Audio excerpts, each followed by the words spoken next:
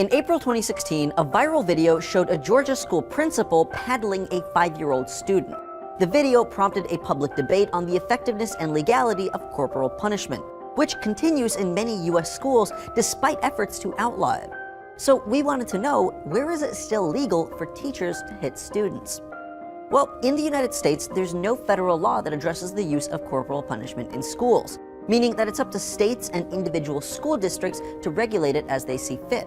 As of August 2016, 31 states had outlawed the disciplinary practice, and 19 allowed it to a certain extent or with permission from a parent or guardian.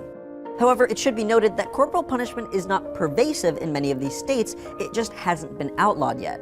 According to data from the Department of Education, more than 70% of children who were disciplined with physical force resided in one of just 5 states, all of which are in the South. Corporal punishment has been used in US schools since the birth of America as a country, as the practice was brought over by British colonizers. Such discipline was and continues to be justified by the common law doctrine of in loco parentis, which literally translates to in the place of a parent.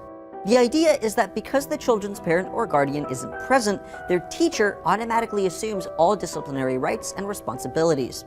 And although adults inflicting pain on children may seem like an obvious breach of rights, it's actually constitutional. In 1977, the Supreme Court found that physical discipline did not violate a student's rights, or even their freedom from cruel and unusual punishment.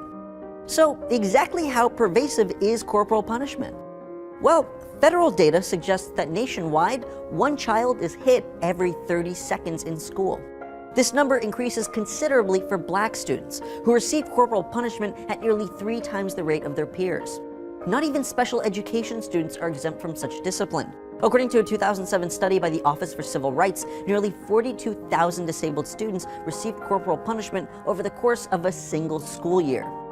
Some educators argue that physical force is the most effective way to discipline. However, a slew of evidence says otherwise.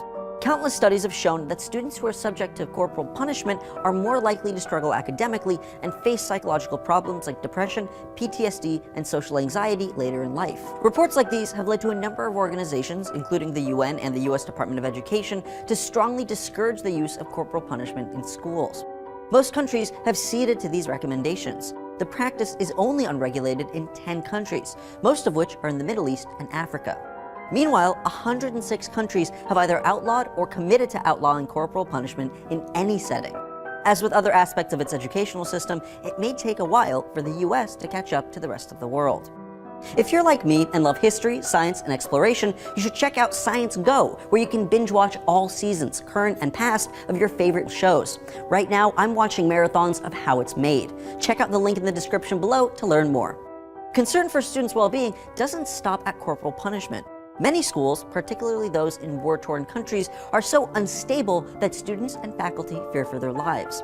To learn more about these dangerous schools, check out this video. Schools and children are protected under the laws of war as well as international human rights law. As outlined in the 1949 Geneva Convention, occupying powers must facilitate the proper working of all institutions devoted to the care and education of children, and even provide education for children who are displaced because of war. Thanks for watching Seeker Daily. Don't forget to like and subscribe for new videos every day.